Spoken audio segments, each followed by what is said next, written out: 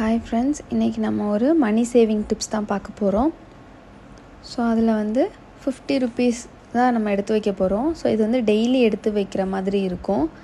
50 rupees அப்படின்னா நம்ம வந்து 50, அதுக்கப்புறம் இன்னொரு 50 ஆட் பண்ணி 100, 150 அந்த மாதிரி போகும். ஸோ 1 மந்தில் நம்மக்கிட்ட எவ்வளோ இருக்குதுன்னு பார்த்தீங்கன்னா 8250 ருபீஸ் இருக்கும்.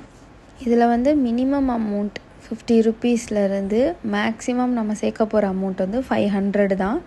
அதாவது 1 மந்த்தை வந்து நம்ம 10 நாளாக 10 நாள் வந்து நம்ம பிரிக்கிறோம். ஸோ மொதல் 10 நாளில் வந்து 50 ரூபாயிலேருந்து ஆரம்பித்து 500 ரூபாய்க்கு வரைக்கும் நம்ம சேர்க்க போகிறோம்.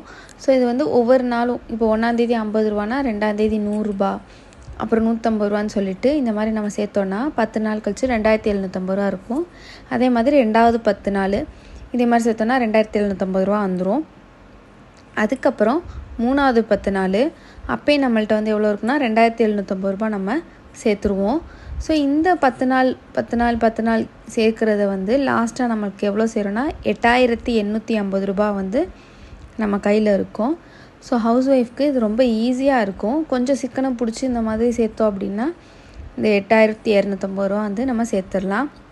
இது வந்து இஎம்ஐ கட்டுறதுக்கோ இல்லைனா வந்து ஏதோ ஆர்டி போடுறதுக்கு இல்லைனா நகைச்சீட்டு கட்டுறதுக்கு வந்து இந்த மெத்தட் வந்து ரொம்ப ஹெல்ப்ஃபுல்லாக இருக்குது.